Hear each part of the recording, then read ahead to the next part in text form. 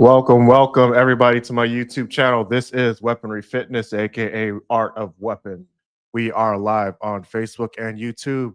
I decided to make this video uh, because I have been looking and observing other truck drivers on this account, um, and a lot of them have been struggling, even if they've been here for a couple of years. So um, I'm gonna try and do a breakdown on how to do this unload efficiently and get you home as soon as possible or to the next load. So this may be a long one, so make sure you guys save this to your watch later. If you're a truck driver, you don't have to watch all at once, but just take it slow because this is your money. So like the more loads you do, obviously the more mileage you have and the more money you will make on this account. So we are going to try and get to this pretty smoothly. And if you guys have any questions, just let me know in the comments. I don't discuss pay, so don't ask about pay because pay is always changing and it's different for every truck driver. Usually because some of us just don't do as many loads. Some of us are new. Some of us have been here for a minute, so we're probably usually the people that are getting the most pay are the ones that are just grinding out, not taking a bunch of vacations or days off, not rejecting loads. So if I told you how much I got paid, it would seem unrealistic for the majority of the truck drivers, only because I've just been doing this for a while and I have no reason to be home every. I don't like it's just not a priority. My priority is to make as much money as I can. So we're just gonna get into it. We're gonna do this. We're gonna do a voiceover, so it's gonna be muted, and I'm just gonna talk through the video. I did this video in Dayton, Ohio. I'm gonna show you the setoffs and how I completed efficient um, unload. So let's get into it. See, I gotta hit the play. So this is what it is. This is what it looks like when you open the door. So make sure that everything was secure before you even picked it up. As you can see, some of the boxes fell over. I already made sure that all the fragile boxes, um, or glass and stuff, was not at a high level. So, uh, but yeah, let's get into it.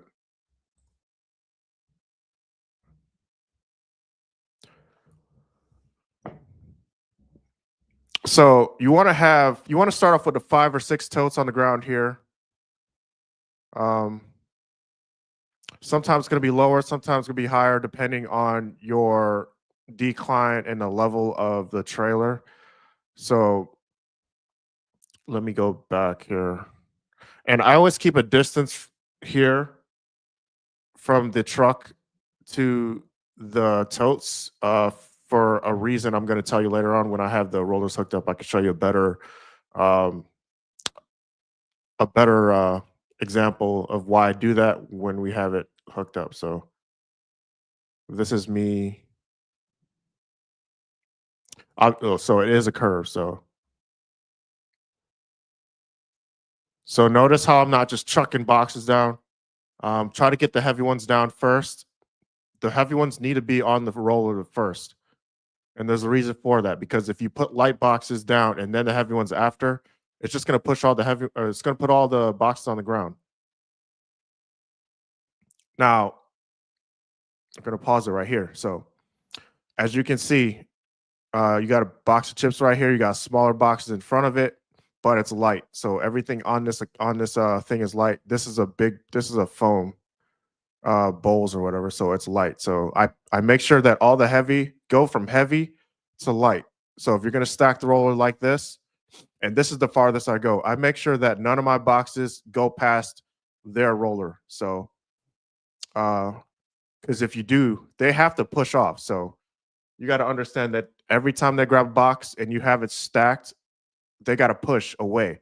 So when they do that, it's just going to come right back down and a bunch of boxes will fall off. So you want to make sure you stop it right here. And like I said, all these have to be somewhat the same weight. Do not put any kind of chemicals, any kind of like pop or detergents on this, because it's going to push everything off the roller. Now, like I said, or no, I haven't said this yet, but like most of my unloads, none of the boxes hit the ground. The reason for this is because if they have to pick up boxes off the ground, you lose minutes, even seconds from that unload. So the more time they spend picking boxes off the ground, the longer you're going to be at this store. So do not drop any boxes. It's your fault because you're the one throwing boxes down. If they drop a box, it's their fault. So they have no control over how you send the boxes down. So let's go.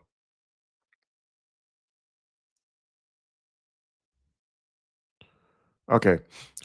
Well, notice which way. Notice the shape of how I do it. So it's hard to explain this, but make sure all your boxes are sandwiched in.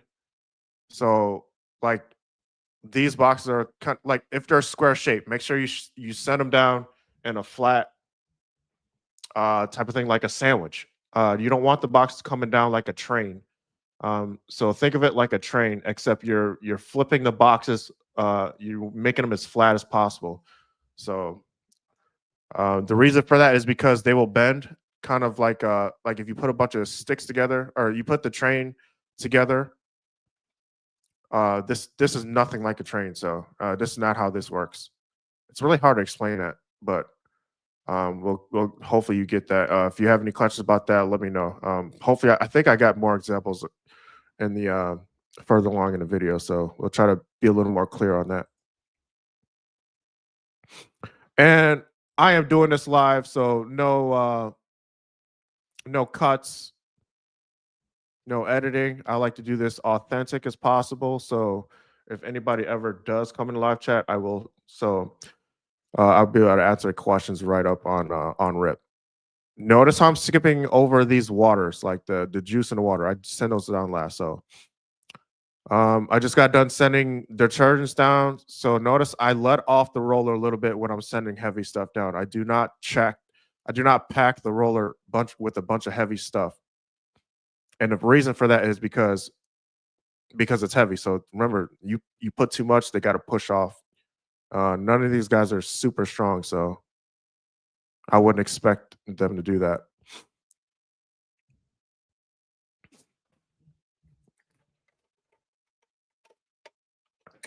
Notice how I have my roller going down smoothly. You want to have your rollers as raised high as possible, not too high because they have to reach down and get it. So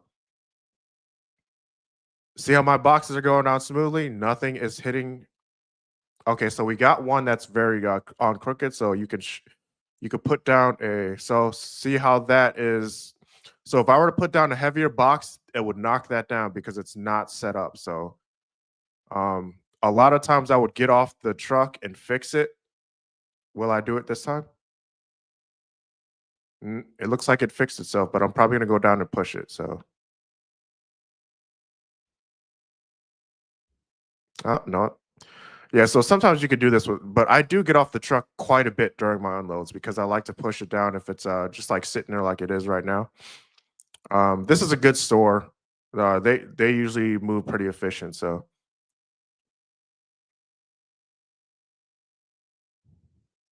now it seems like I'm moving slow, but I'm really not because they can only grab so many boxes at a time anyway. So there's no reason to be in a hurry.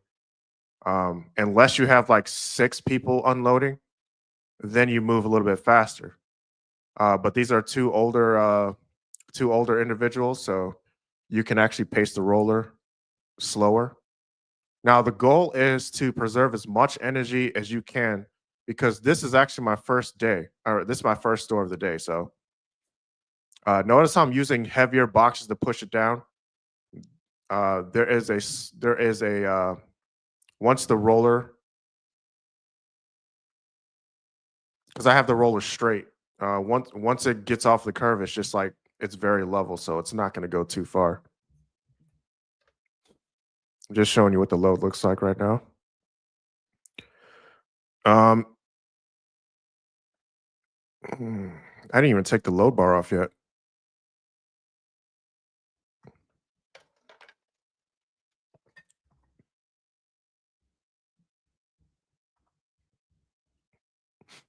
I am moving a little bit slower on this during this video because I am doing a video. So just like my training, you kind of lose efficiency when you're filming. So notice how I'm sending all the heavier boxes one by one slowly. You don't want to chuck them down. You don't want them hitting the curve at the same time. Now I'm showing you how I grab boxes. You want to grab everything at the bottom. It's crazy that people don't know this. Like the heavier the box is, you want to grab it from the base of the box. I see a lot of people grabbing it from the top. It's crazy.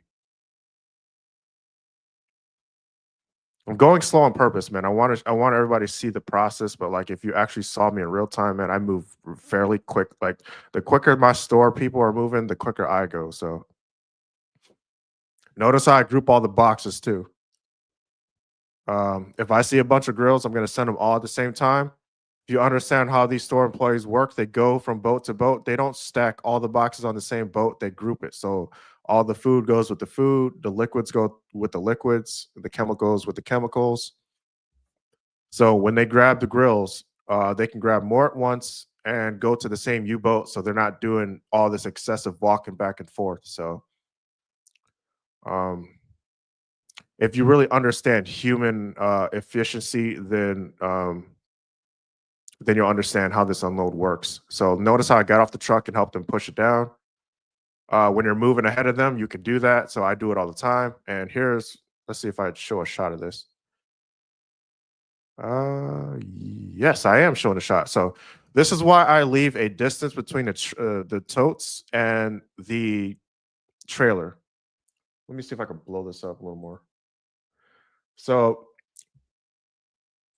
there is a gap here. So I only like to have one pop crate holding the roller to the rollers over here.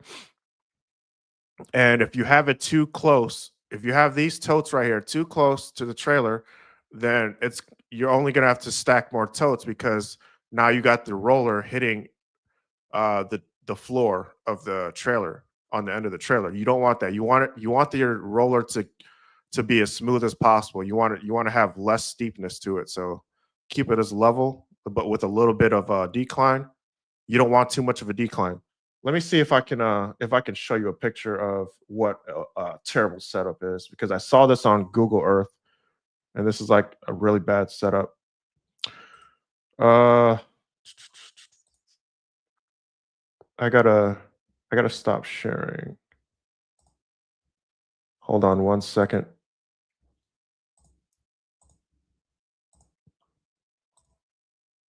Okay, here we go. I don't know if you can see this. So this is what I'm talking about. So every time I see a truck driver who has their totes hugging up against the back of a trailer, I'm like, what the heck is going on? So look how many totes they have. I was just at this store yesterday too.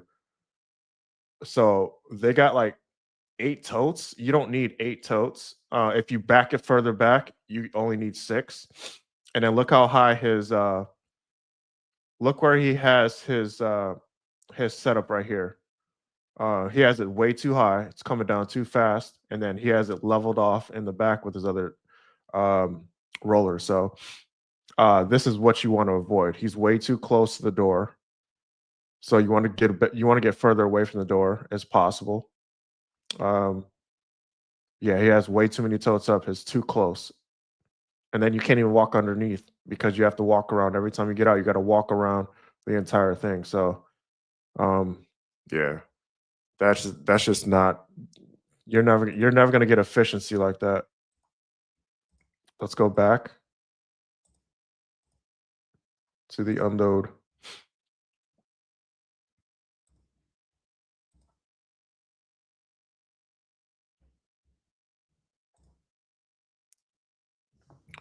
All right, notice how have my paper here, my soft bathroom tissue stacked up. If you got a bunch of those, looks like I'm about to let them down now. So you want to make sure that your roller is stacked a little bit, so because you can't put down any more than it's already filled. So this is where I take the time to stack my roller with the paper towels. And this is how you make an efficient unload because now they are focused on getting all the tissue off. And this is a good 20 to 40 pieces. So you just knocked out all these pieces because I see a lot of truck drivers like every time they touch a box they send it down. Like you got to be able to group it together because they don't put these all in the same boat.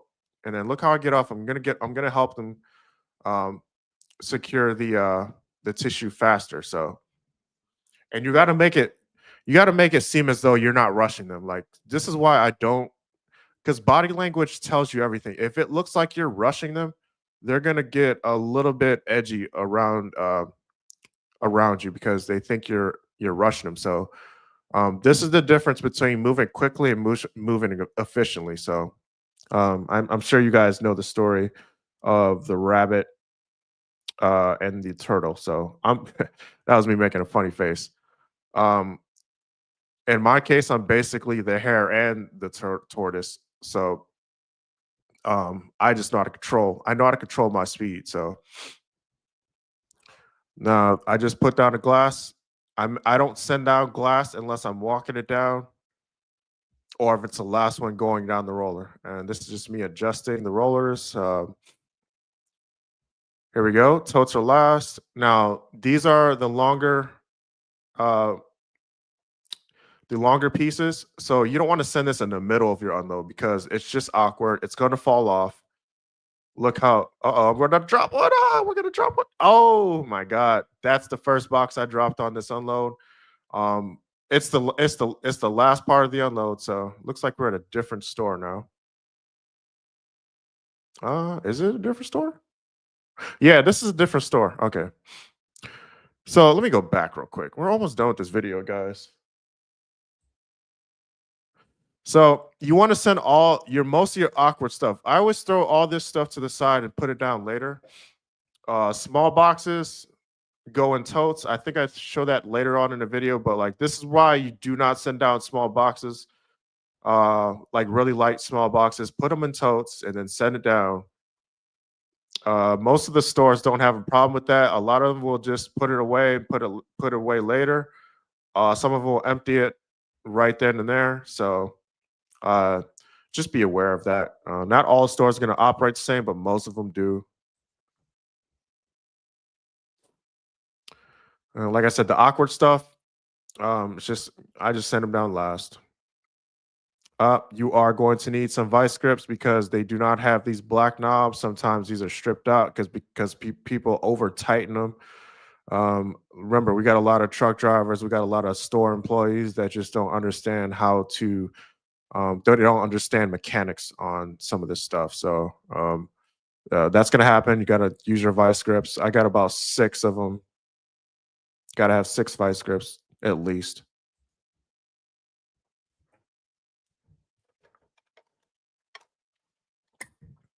Look at my setup. So this is how you do a setup to get as level to the truck as possible. I'd never go more than 1 pop crate at a store unless it's like a dock or a bay, or if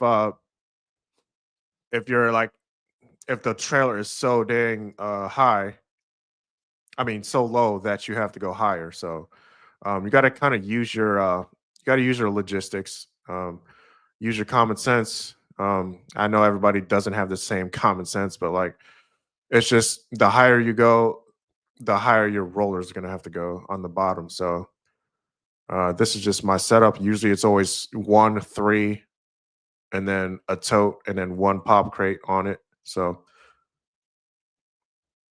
we're further in the back. So we're like 5 rollers at the back now, and we're gonna show you how we do this.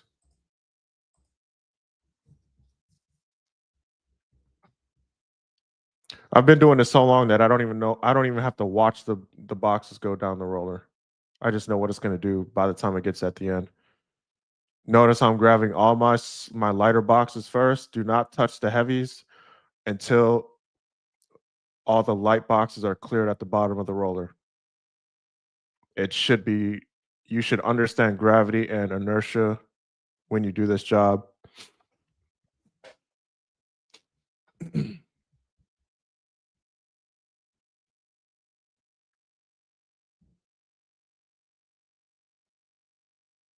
I do glance at the bottom of the roller once in a while to see if my store employees are moving efficiently. Sometimes they do have to stop to move boats around. And that's a longer box, so I always set those to the side. Um, I know a lot of people like to train do not touch freight more than once. That's just not how I operate because some of that freight will end up on the ground anyway. So like you're gonna be touching it more than once anyway if you do that. So I always put all the awkward stuff, all the very long boxes that won't sandwich in with the other boxes. I'll put them to the side. The longer ones, I'll put them to the side or stack it on something that's bigger. So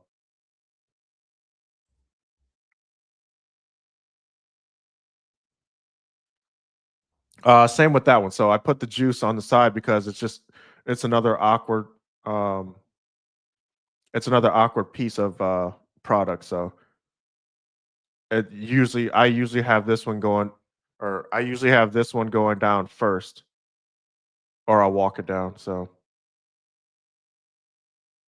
it's like I'm getting ready to show you my roller system. Everything's going down smooth.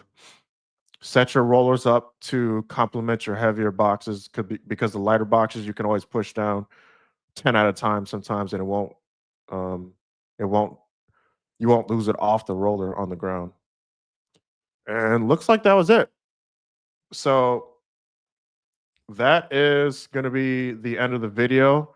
I tried to keep it under 30 minutes, so just in case you aren't able to watch this all at once, make sure you save it to your watch later.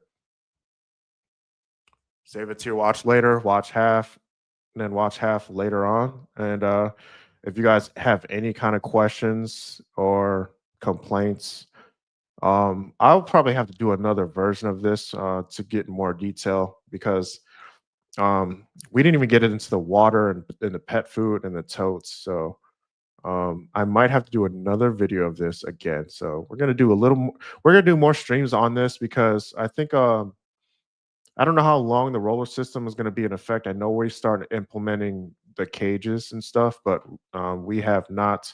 I have not done any kind of cage unloads with this account yet, and a lot of stores can't handle it anyway because they have smaller back rooms. So, but yeah, um, and that's going to be the end of the stream. And if you guys have any questions, again, leave some in the comments, share with a fellow truck driver. If you're interested in this account, let me know.